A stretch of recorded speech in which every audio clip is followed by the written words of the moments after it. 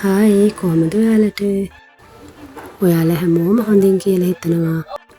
අපිත් සුපුරුදු විදිහට හොඳින් ඉන්නවා. ඔන්න මට කෑම පාර්සල් 40ක් විතර හදන්න වුණා. මට හිතුණා මම ඒ අත්දැකීම ඔයාලත් එක්ක බෙදාගත්තොත් හොඳයි කියලා.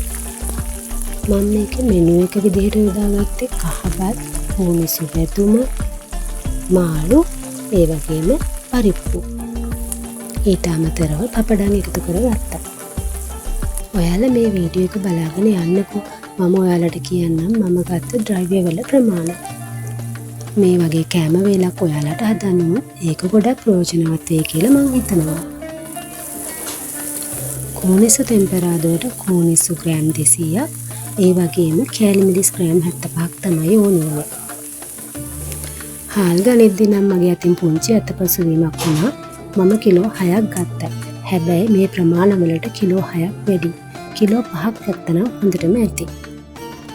ඊට අමතරව මාළු කිලෝ 2ක්, ඒ වගේම පරිප්පු කිලෝ 1ක්, පපඩම් ග්‍රෑම් 150ක් තමයි මට මේ සඳහා අවශ්‍ය වුණේ. ඊට අමතරව කහ කුඩු, මිරිස් කුඩු, බැදපු තුන පහ කුඩු, අමු තුන පහ කුඩු, ඊට අමතරව රතු ලූණු, බී ලූණු, සුදු ලූණු, කරඳ මුංගු, කරාඹු නැටි, ඒ වගේම කුරුඳු පොතු, ඉඟුරු, අමු මිරිස්, රම්පේ කරපිංචා, ඇස්ට්‍රා, පොල් තෙල්, පොල් ගෙඩි 4ක කිරි. මේ සඳහා මම යොදාගත්තා. තව දෙයක් මම ඔයාලට කියන්නම්. මේ සඳහා මම කිසිම කෘත්‍රිම රසකාරකයක්, වර්ණකාරකයක් යොදාගත්තේ නැහැ. මම විශේෂයෙන් කෑම සුවඳ කරගන්න යොදාගන්න දෙයක් තමයි මාළු මිරිස් කියන්නේ. අපි මොන හරි ටෙම්පරාදු කරනකොට මාළු මිරිස් කරලක් හරි කරල් භාගයක් හරි දැම්මොත් කෑමවල අමුතුම සුවඳක් එනවා. ඒ වගේම මාළු වියද්දී කොරකා, ගම් මිරිස්, කරඳ මුංගු මේ ටික මම මිරිස් ගලේ අඹරලා තමයි අරගත්තේ. මේ වීඩියෝ එකේ පුංචි අතපසුවීමක් නම් තියෙනවා.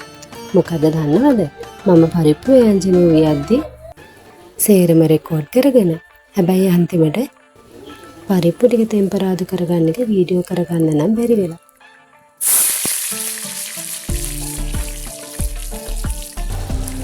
පරිප්පු ව්‍යංජන වියද්දී මම විශේෂ දෙයක් කරනවා. ඔයාලත් සමහර විට මෙහෙම කරනවා ඇති.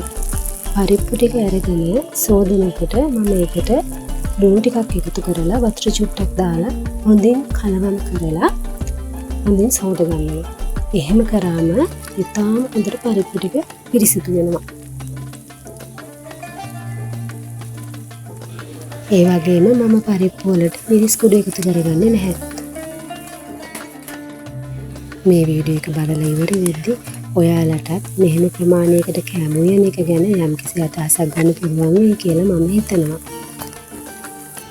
එහෙනම් දිගටම වීඩියෝ එකත් එක්ක රැඳිලා ඉන්න.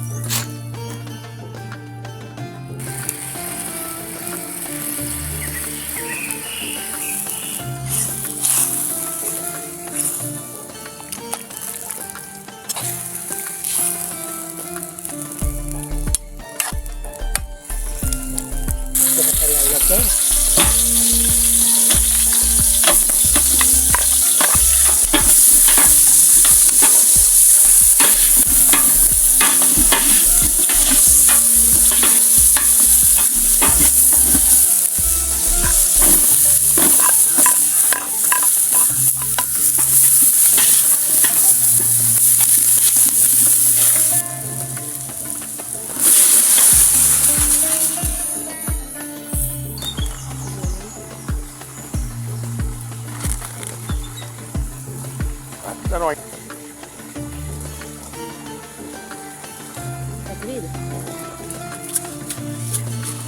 tava com negócio.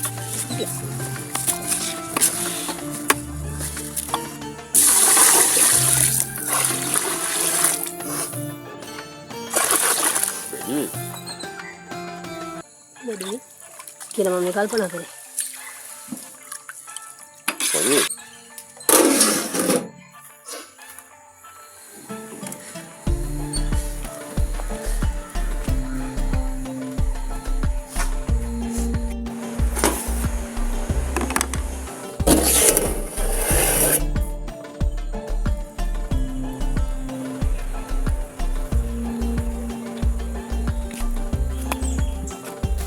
බත් එක හොඳින් තැම්බුණාට පස්සේ මම මේකට පොල් ගෙඩි 4ක මිටි කිරි එකතු කරගත්තා.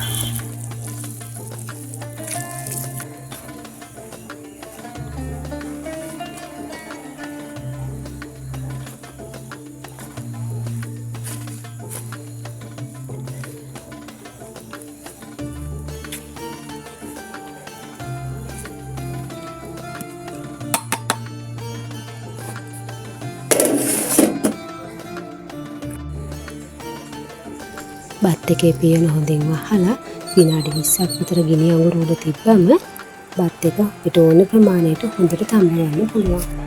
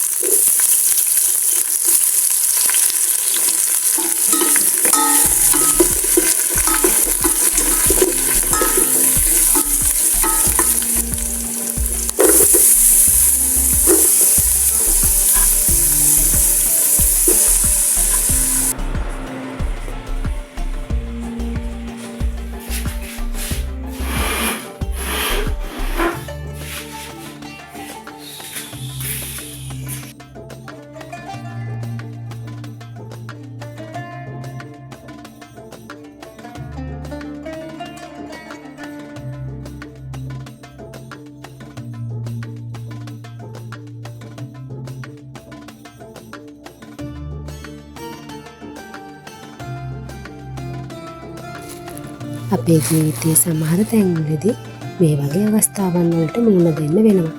බෑ කියලා බෑනේ. අපි ඒ වෙලාවට තනියෙන් හරි උයන්න පුරුදු වෙන්න ඕනේ. ඉතින් මගේ වීඩියෝ එකෙන් යම්කිසි දෙයක් ඔයාලා ගත්තා නම් ඒක මට ලොකු සතුටක්. ඒ වගේම මගේ වීඩියෝ එකත් එක්ක රැඳිලා හිටපු ඔයාලට ගොඩාක් ස්තුතියි. මින් ඉදිරියටත් අපිත් එක්ක මේ වගේම වීඩියෝ වල රැඳිලා ඉන්න කියලා ඔයාලගෙන් ඉල්ලා සිටිනවා. ඔබ සැමට තෙරුවන් සරණයි.